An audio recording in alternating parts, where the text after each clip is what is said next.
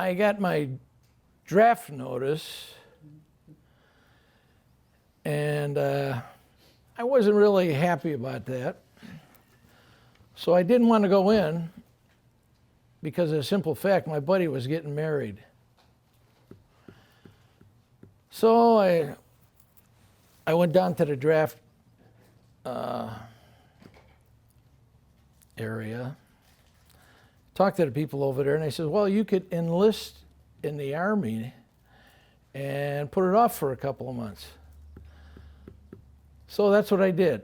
I got my notice on August. I actually entered the service on August 8th because I was supposed to go in before that. And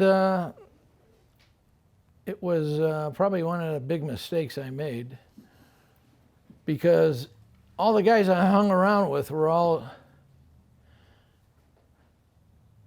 draftees. And I was a regular Army, so when we went to the mess hall, who got served first? The regular Army, and then my buddies are in the back of the line. So they held that against me the whole time. So the time I was in there, it was different. The people were very nasty. You get on an airplane, everybody would look on the floor when you walked in. And all I did was fight in the Army, but I was fighting our people. You'd walk into the bar, boom, about a half hour later there's a fight. They didn't like us, especially down south. Down south, they don't like Northerners, that's for sure. And I was at Fort Polk, Louisiana. While I was there, that was definitely different, because 90% of the people that went there went to Vietnam after that, after their AIT, your Advanced Individual Training. Also, while I was there, we had, while we were doing sit-ups at 5 o'clock in the morning, we noticed that out of the back of the World War II barracks that we all stayed in, there was a guy swinging with a sheet around his neck. So that was it for him. He was out. While we were on the firing range, we had one gentleman that was next to me. I don't know, you see these big water pipes that are about this big around, culverts, I guess. That's where we'd sit in and shoot at. Well, one guy decided to blow his head off and it went all over the place.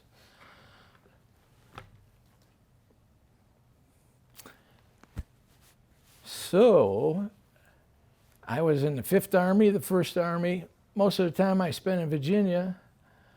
People over there weren't too bad because there's a Navy base over there. But again, you walk into a bar, if you had a 3-day pass or so, and you wound up in a fight again. So if I ever had a chance, which I did a few times, I'd leave on Thursday night. We'd have a 3-day pass.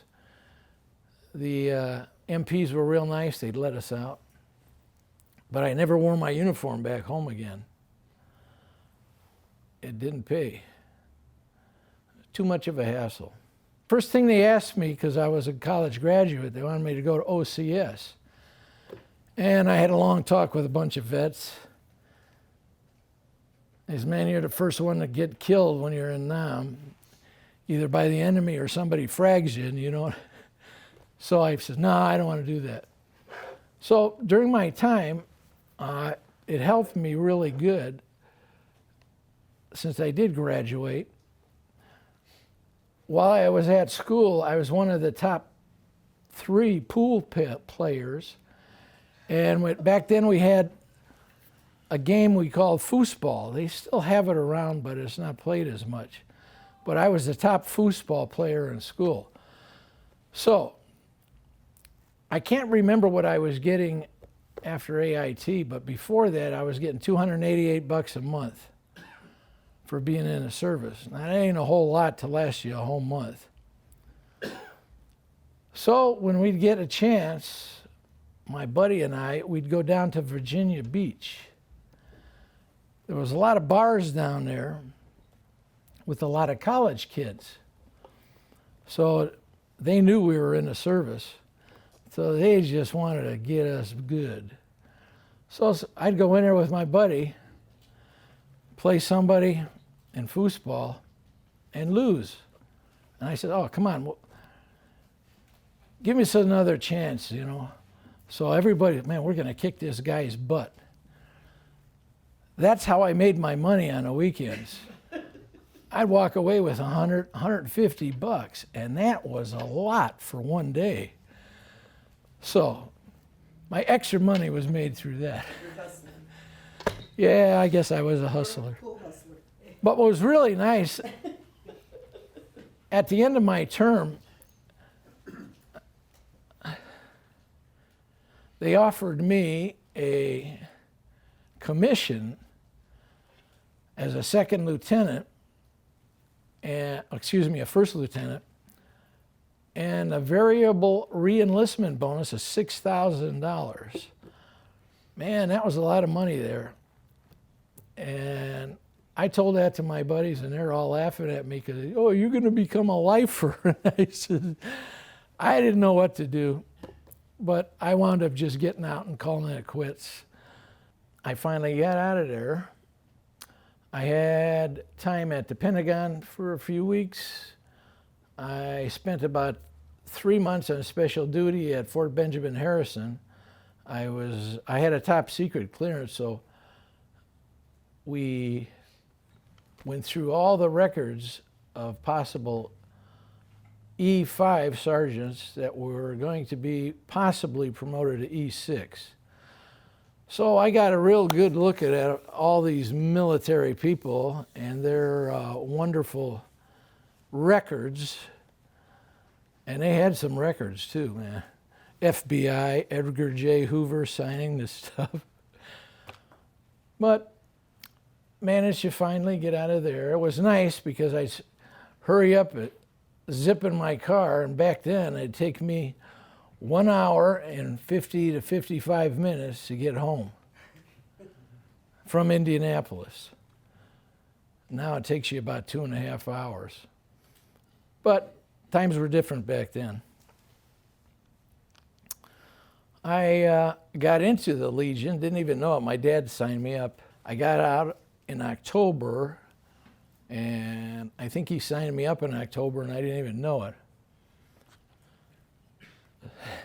So that's how I got started in the American Legion, and I was in the service from actually October, active duty, October of 72 to October of 74.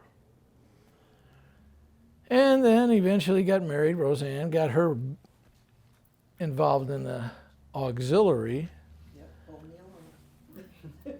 So it's nice. We each had a chance to work together. I finished up as state commander. I really shouldn't be wearing this cap, but I figured since I'm going to talk about my commandership, I'll put my white cap on. Normally everybody wears a blue cap. That is not an officer. But I finished up. Roseanne is the vice president of the auxiliary this year, and she has 1 year to go and then becomes president, which will be over the entire state. I had over 130,000 people involved in the state of Indiana. That includes the auxiliary, the SAL, and the American Legion. And it was a real eye-opening experience. It was something that you only want to do 1 year because you'll never make it another year. But I'll give you some excerpts of what I've done through the whole entire year. And probably 95% of the time, Roseanne was with me. One of the big things that we did, and we made it through that, the Indiana State American Legion provides you with a nice van to travel around the state. I didn't use my car, and I'm glad I didn't. We were going down 52, actually 41, to 52 to go into Lafayette. It had to be about 7 o'clock at night, and it was raining like heck. Well, all of a sudden, our van became a boat. I hit a 3-foot well of water going across the road. I couldn't see it. It was at night. So when the front of the van picked up, I just floored it and got whatever I could out of the rear wheels, and we just floated across. Oh man, water going everywhere. And it was really funny. They must have made a good van because it didn't leak. God. Because it was over the doors. God. And then they closed off the road It did. later on. We said, we know why. But if you remember the movie Moses, the water parted like that, well, that's exactly how this happened. Man, we had water going all over the place. Scared us beyond compare. But like I said, the whole time I had that van floored, and it just set down a little bit towards the back end, finally caught, and we crawled out of that water. So that was one of the nasty times that we were involved in. But as far as, I know there's a few vets here of the Legion, and I want to thank them for supporting me. Roseanne and I traveled around the state 41,000 miles in that van. We stopped in, now we have, I think, 390 posts now. We stopped in and visited 201 posts, along with all the other stops along the way, going to various dinners at different posts, or it could have been the same post, multiple times at multiple posts, or the same post. I should have really got a condo down in Indy, because we were back and forth to Indy almost every day. My secretary forgot a number of times that I had something going on the next day, and would call me the day before and say, hey, you got to be at Indy, or you got to be in Fort Wayne tomorrow. And I says, hey, you got to help me out. Use that email system, use that text system, use the information, and give me a week ahead of time. So it was kind of tough during that time. As I was commander, I had a twofold project. One was to enhance our IVETS, which is the Indiana Veterans Emergency Transition System. That means if somebody new came out of the service, or maybe Tom Clark didn't pay his electric bill for the month, and he'd say, hey, Marty, I really need about $300.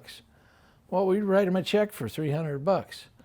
And then we would get that back, like from our post, we would write a check for $300 for him. And the next month we'd get a check back from downstate from our IVETS fund. So we did research the veterans' need, and we gave those out accordingly. Secondly, I had a new sign made for the department headquarters. They had a shabby sign that was shaking in the wind. It was about 3 feet long.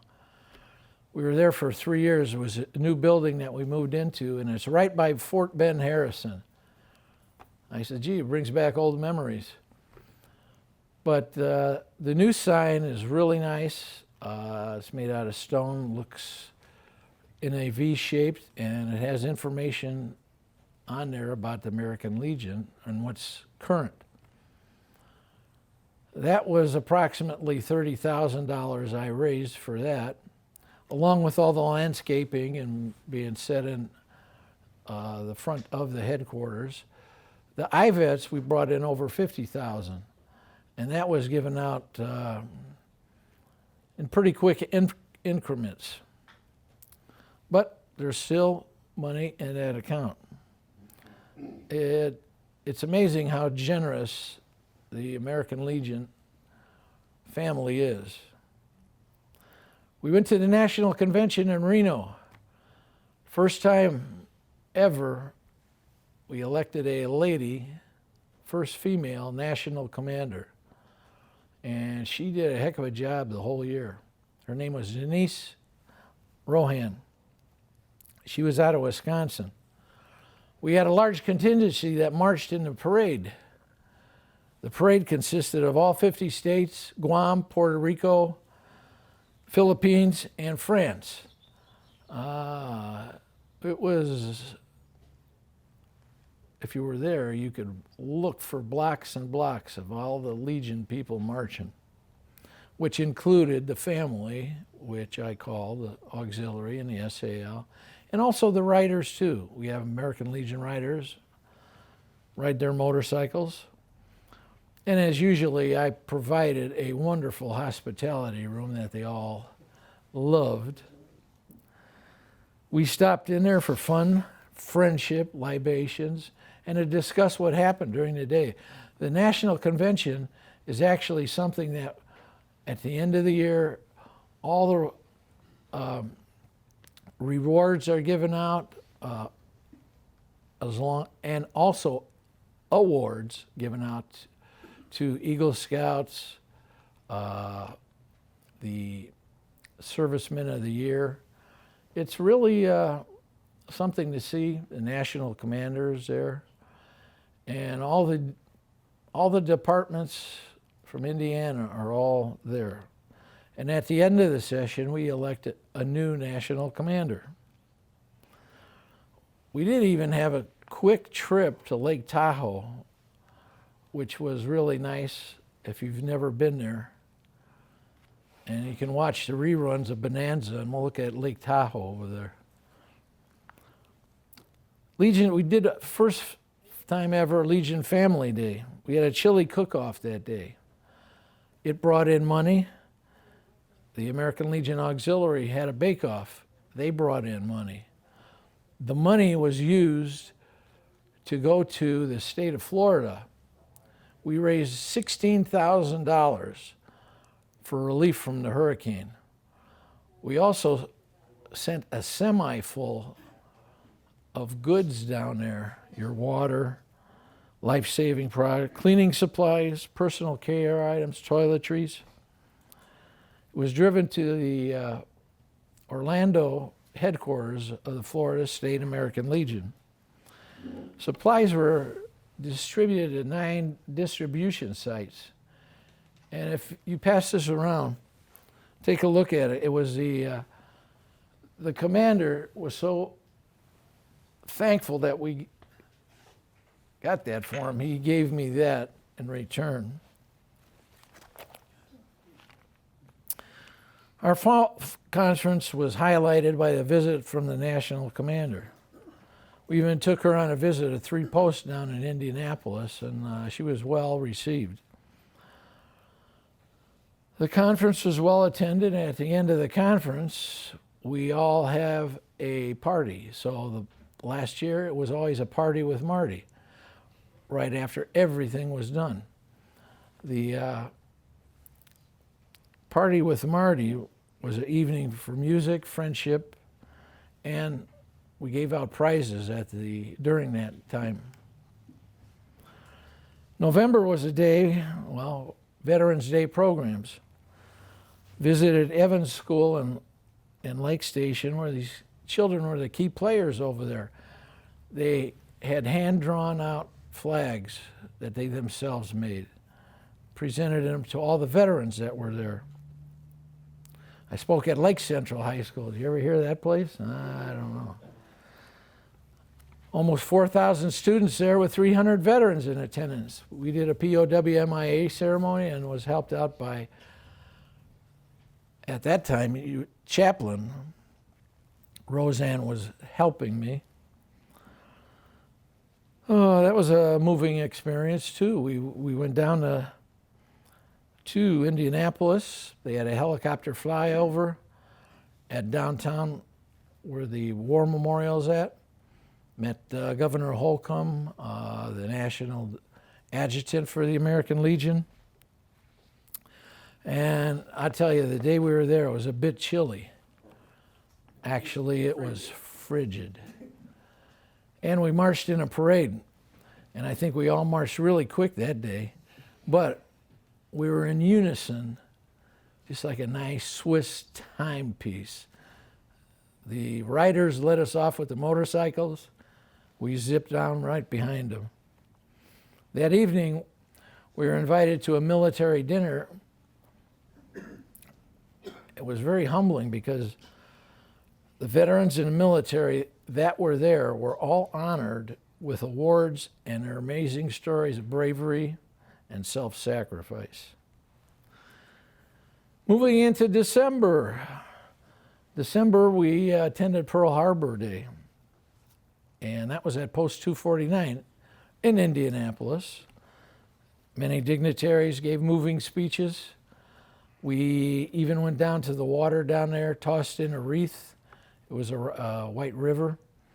They had a firing squad there, and we had a little lunch afterwards.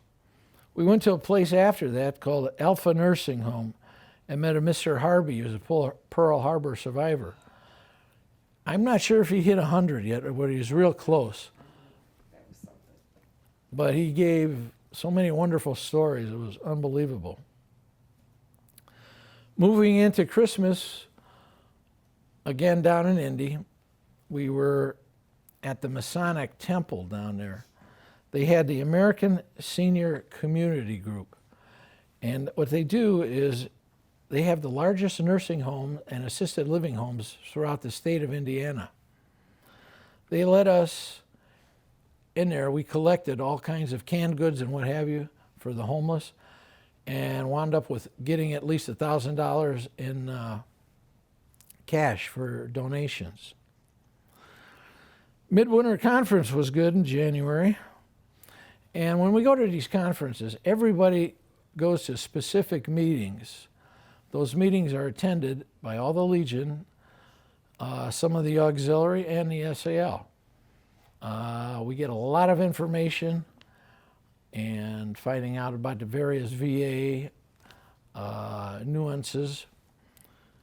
Well, we had, on Saturday morning, we had one of our buddies over here by the name of Jim Chancellor. He stopped in and gave us a presentation about PTSD. Everyone was pretty surprised about it, but they had something back to take with them, something that they could remember.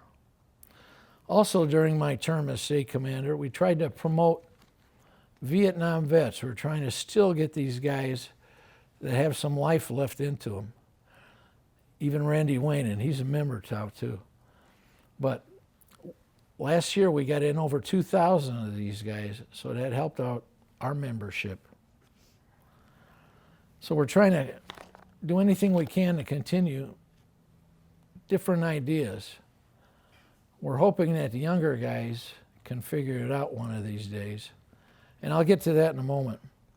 We had a very busy year, I tell you. Legislatively, you guys will know about this because we try to get the information out, but our illustrious Northwest Indiana Times doesn't print a whole lot of stuff. And to get anything in there, I guess you got to go over there with a gun and maybe take a couple people hostage, maybe they'll figure it out. I don't know what to do anymore. But what we did is we traveled around the state. What we did is has our legislative priorities for the veterans. We had, we called ourselves town hall meetings. We had one at 369. We had two of them in Indianapolis, one in Fort Wayne, one in Portage, all the way down in Evansville. We had one in Bloomington. What we did is we introduced ourselves to the people. We wanted the people to come to these things to find out about our veterans, to find out what we're trying to do. Our legislative priorities for this past year were raise the excise tax credit for disabled vets who do not own real property, support the homeless veterans program, increase funding to our county veteran service officers. And I think we got enough money now where we'll be able to get 3 of them over there. We wanted to support medical cannabis research. People don't understand. We're not blowing smoke and smoking joints. We're trying to see if we can medically help these people by doing research on this stuff. The state of Illinois is on board with cannabis research, and they're also making CBD oil out of the cannabis they raise. Indiana is always a day late and a dollar short. We tried to get the people involved in this cannabis, to raise cannabis, okay? Actually, it's to grow hemp. People don't realize southern Indiana is ripe for that type of growing. In fact, we were the #1 producer during World War II. How the hell do you think they made them big ropes to hold the ships at port, to pull the tanks? Most of it came out of here. But nowadays, the cannabis is used, or I should say the hemp is used, to make panels, inside panels for Ford Explorers. To actually, I don't see anybody, but if you had my shirt on, my polo shirt, that was made from industrial hemp, part of it. A lot of our polo shirts are made from that. But the state of Indiana is stupid. They can't figure it out that there's money to be had to increase our economy here. The marijuana that is grown is actually not the marijuana that you smoke, okay? It's got like 0.0% THC. The THC is where you get your high, and we don't want that. And if the growers would realize that, and Indiana state legislatures would realize that, there might be a better economy for the people down south. We also wanted to expand our veterans treatment courts and also increase funding to our service organizations. January 9th was well attended last year for our Military Veterans Day downstate. We had a whole bus from Indiana, Northwest Indiana, go downstate with the DAV, Legion.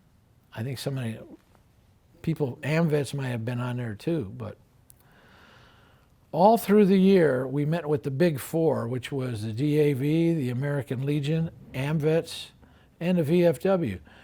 And we would meet to try and get this legislative stuff passed. They would come to our town hall meetings. So, with this January 9th deal, that's a time where all the veterans could come down to the state, meet with your state senators, representatives, and tell them what you need, what you think you need, what would help the veterans. We also went to Springfield. We have a Lincoln Day pilgrimage. We also had a ribbon cutting ceremony, which a lot of people don't know because they don't share the information throughout the state, although Indianapolis gets it. We opened up a new VA center in St. Joseph County. So if you really had a problem, you could go over there and get some. It's just like about a mirror of Adam Benjamin over here. So that would take off some of the pressure from the Fort Wayne area. So we helped open that. Lincoln Pilgrimage, there's approximately 4 to 6 states converge over there. The state commanders come. That's why we call it the Lincoln Pilgrimage. Because on Sunday we go to Lincoln's tomb. They have a a radio station that actually goes down into the tomb with you, and the national commander gives an address about Lincoln and her programs and what have you. All the state commanders that go there put a wreath at Lincoln's actual tomb. If you've never been there, his tomb is actually, he's buried with a concrete right over there, and he has a 4 to 5 foot piece of marble sitting right on top of that. Years ago, they tried to break in and actually get his body out of there. So that's the precautions that they make now. But the memorial itself is really nice. We traveled to D.C. after that. We always, when we go to D.C., we focus on a strong VA. If they give us money, fine. We need to utilize that money wisely. We developed an idea called Operation Snowball Express. My membership chairman and I thought we got to get off our duffs and make some more traveling time. So we did a 3-day whirl around the state of Indiana. One day we hit 5 posts, the next day we hit 6 posts, finished up in Indy with another 5 posts. Places like Kokomo, Morocco, Fort Wayne. I have even a sheet here. East Chicago, Valpo, Osceola, Angola, Bristol, Fort Wayne, Middletown, Knightstown, St. Leon, Sellersburg, Evansville, Terre Haute, Mooresville, and back to Indianapolis. We covered almost 1,000 miles in 3 days. We went there. The whole idea of this was to meet and greet. We wanted the policemen, the firemen, the senators who were in that area to come in and listen to us, to hear what we had to say. And ultimately, we were also looking for membership cards too while we were there. We had some great attendance, 50, 60, 100. We were well received throughout the whole state, and at the end, we nearly had 1,000 membership cards in our coffers.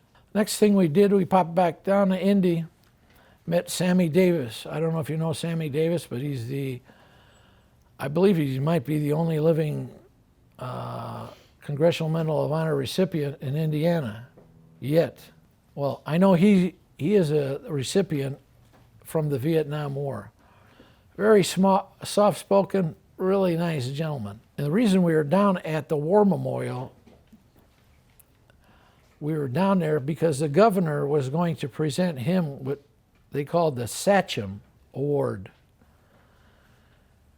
It's the highest award given to a person in Indiana.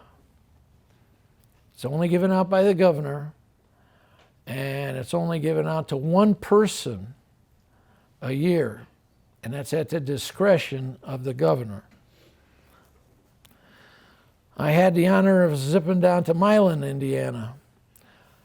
I presented a 70-year membership card and certificate to a gentleman that was 101 years old.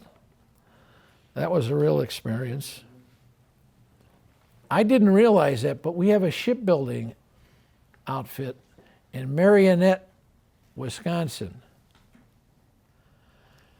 And if you don't know where Marionette is, it's above Green Bay. Marionette's almost in Canada. But they have a shipbuilding outfit there. And how could I say, the frozen tundra of the far north built the USS Indianapolis. We got there on Friday night. The dedication was on Saturday. From Friday night to Saturday morning, we got 10 inches of snow. They actually had bulldozers and payloaders out and actually made a road or cleaned the road to get to the shipbuilding yard where the dedication was at. This particular ship is called the LCS. 189 feet long. The bow looks similar to a cigar boat on Lake Michigan. It's just probably 40 feet of point going out. It's actually one of the fastest ships in the Navy. The guy wouldn't really tell me how fast it went, but he alluded to the fact that and he just gave a round figure of 40 miles an hour, which is pretty fast over water. There's 2 twin screws on the back and a jet engine, so it could move, and it's completely undetected by radar. In April, it's a tradition that the homecoming is done by the state commander every year. Well, our homecoming was well attended. We had at least 200 people or so, maybe more, at Ziggy's Funland. So they stopped in and had a good time there. And then we went to East Chicago, which is my home post, had a nice dinner, and I guess kind of a roast for me. But the whole idea, and it's what I believe in, good food, good drinks, and good friends make for a great party. And that's why all our conferences, it was party with Marty after we got our work done. The way I looked at it, all work and no play make for a very dull Legionnaire. So we had a little fun after we got our work done. Well, now this is kind of good, kind of bad, but I'd like to share this with you. Many that I've spoken to share our same fears as a Legion. We face a nationwide decline in membership. People seem to be unsure about the future of the American Legion. Now, could the American Legion go away? Yeah, it's a scary thought. It could take time, but it could happen. But we got to try to fix our membership problem. It's a problem we've been fighting for many years. As you know, membership is the lifeblood of our organization. And you hear that all the time, and it's absolutely true. But we need to get our younger vets involved here. And they just don't know what we're about. And they don't seem to care that much right now. So my response to this question, what will happen if our Hoosier Veterans of the American Legion goes away? Well, let me throw you out some numbers for you. This is why the younger veterans need to fill these chairs over here. Our Veterans Service Office, which is located in Indianapolis, represented over 62,000 veterans claims for the year. The whole state had 87. So the balance of that 62,000 was handled by the DAV and the VFW. But who did the brunt of the work? The American Legion. By doing that, we brought over $365 million back into the Hoosier economy. It's unfathomable what you can do when you work at it. But the younger guys don't realize this now. And I can go along with them to a certain extent. Even if they would come in and be a card-carrying member, the dingbats that are in Washington, D.C. don't realize that if you're a card-carrying member, you still are a member of the American Legion. And the more people we have, the more clout we have in trying to get our benefits and to help the veterans out. Across the state, we have countless programs that we go along with. One of the programs is called Operation Comfort Warriors. We really try to support that. Our dues money help pay the administrative costs. Right. So whatever money we donate goes entirely to the veterans. That's the big difference. And again, our iVets program, which helps out our vets, We have the TFA. that fund is doing well. And we have the TFA. And our Child Welfare Foundation. Well, in the face of what some people say, we could throw ourselves a little pity party and just take our little DD Form 214s and go home. We could reflect on all our past successes. But we're not going to do that.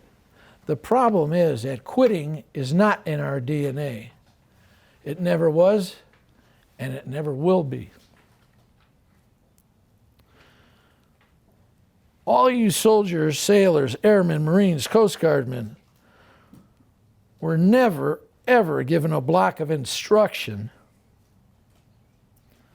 that taught you the correct procedure on how to surrender. We are not going to do that. So, armed with the knowledge that you have now of our organization, we have information there about Hoosiers Boys State, the Indiana Youth Cadet Law Enforcement Program, Legion Baseball, Oratorical, Junior Shooting Sports, Boy Scouts. Along with the arsenal of services that we have to provide stability for our Hoosier veterans, we're also trying to help out their families. You know, some of the things that we provide are 7th and 8th, 10th grade through 12th grade. We have Americanism government material. They can win up to a $500 or a $1,000 scholarship. And that's one item. 4th grade flag education, $1,000. American Legion Baseball.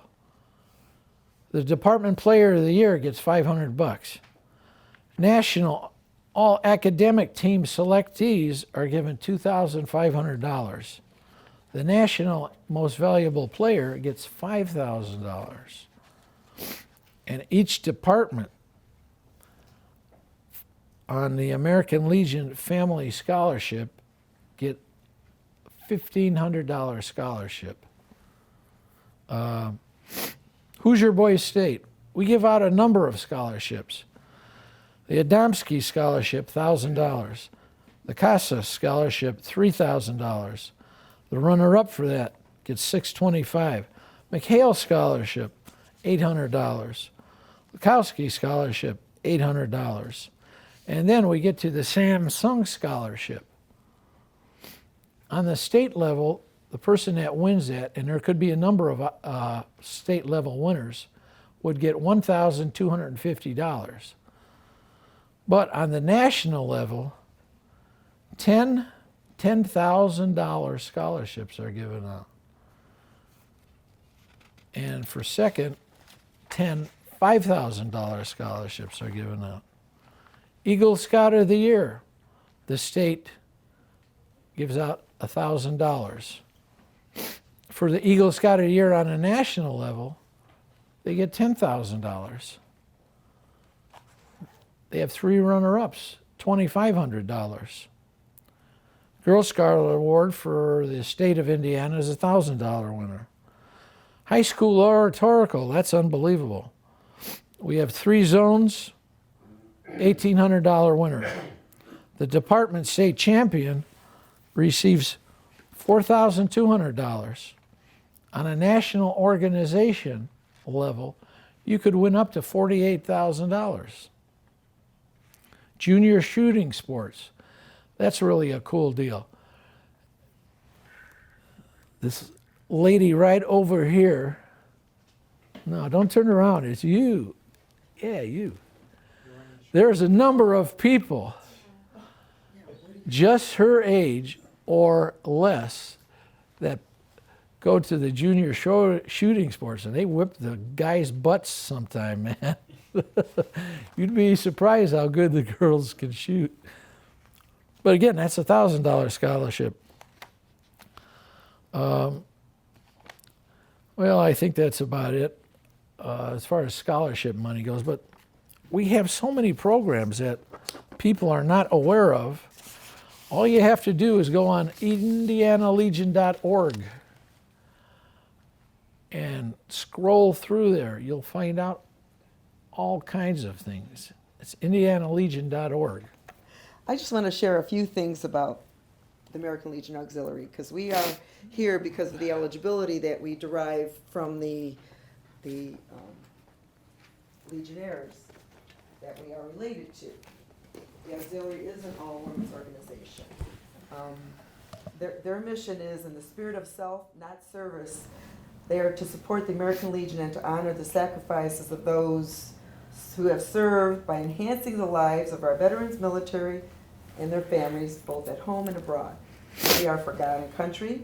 We advocate for veterans, educate our citizens, mentor our youth, and promote patriotism, good citizenship, peace, and security. That is our mission. So in 1919, when the American Legion was established, which, by the way, it is their 100th year anniversary this year. Hoo-hoo. Yes, it is.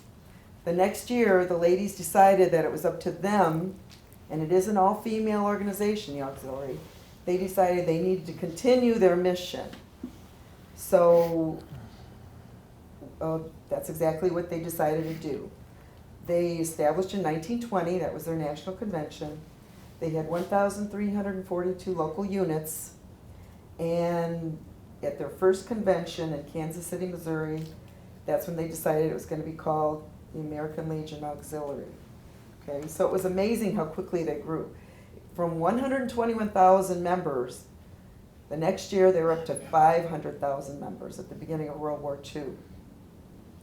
They really realized it was those of us behind that were backing up our veterans and our soldiers that made this war effort work. We've maintained, at its height, we had over 1 million members in the Auxiliary. And now we maintain between 800,000 and 850,000 members. And we have 9,500 units across the United States and, as you said, in Guam and Puerto Rico and in France. So our purposes are fourfold. We want to help rehabilitate our veterans. And we do that by supporting our veterans in hospitals. We do a lot of that. We visit hospitals.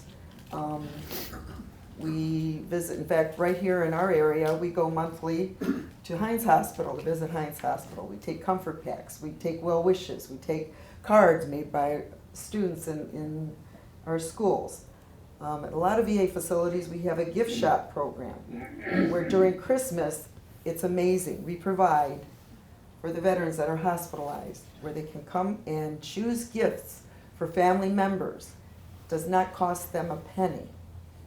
We help them choose the gifts. We wrap the gifts. We even mail the gifts to their family members if they are not going to be able to see them for the holidays.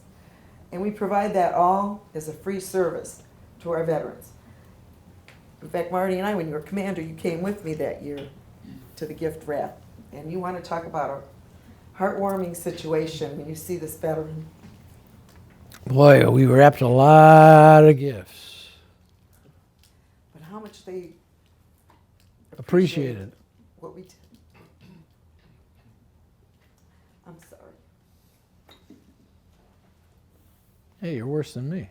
Today I am. I still got a couple things I'm going to say yet. Okay.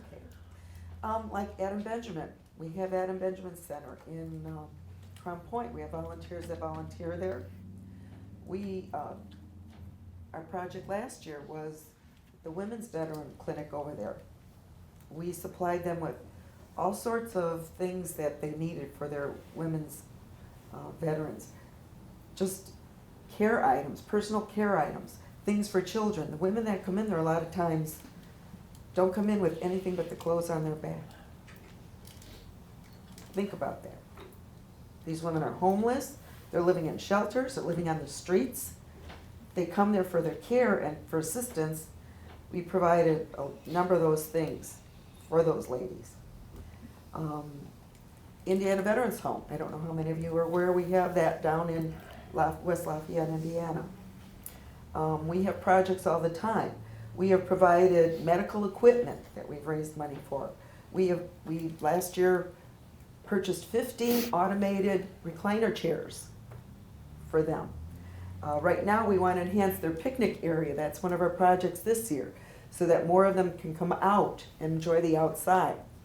So there's such important work that the auxiliary does that people don't understand how viable we are and how helpful to the community. Poppies. When you see someone with a poppy asking you for, or giving you a poppy, because we do not sell poppies. We may ask for a donation, but we don't sell them. I don't know how many of you understand that a veteran not only made that poppy, but any profits that are gained from donations go right back to help veterans. Do you really understand what that poppy stands for? It's not only getting a veteran the chance to get paid a little bit of money for making that poppy. Sometimes that's the only income that poppy maker has. But then anything we derive from that goes right back into helping veterans. Every penny of it. That is part of our Constitution and bylaws, that anything we collect for poppies must be returned back to veterans and their families. So think about that when you see that person there. Our children and youth activities. We feel that it's a whole family objective, that we must take care of families of our veterans also, because they are fighting as much on the home front as the veteran is that is possibly deployed. We also have education programs where we give 10 education. Veterans in the classroom. We take care of teachers. Education week. We truly try to give back. Americanism. We try to promote Americanism. Just this past month, we donated 42 flags, classroom flags, to our high school in East Chicago. That's where our post is located. And they were so thankful they couldn't believe it, that we as an organization turned around and made that donation to their school. Flag education. We want everyone to understand the Constitution. Our oratorical contests, as Marty referred to. We promote voting, we promote scholarships, and disaster relief efforts. We are very big on that. We have our auxiliary emergency fund. This past few months ago, when our government was shut down, you have no idea how many checks we wrote out of our emergency fund for those that were not getting paid because the government was shut down and they had their bills to pay. So they were thankful we were there to help them pay their bills because they weren't receiving a paycheck. And we also want to always make sure that we strive for America to maintain safe. So anything we feel we can do to support the effort of our military and a strong military, we think is very important. So my job as Vice President of the American Legion Auxiliary is to help promote all of our programs and just to be there for support to our members also. I take it very personally. I'm very proud of every veteran there is, and we need to do everything we can to support them and their families. Thanks for coming out. Really appreciate it.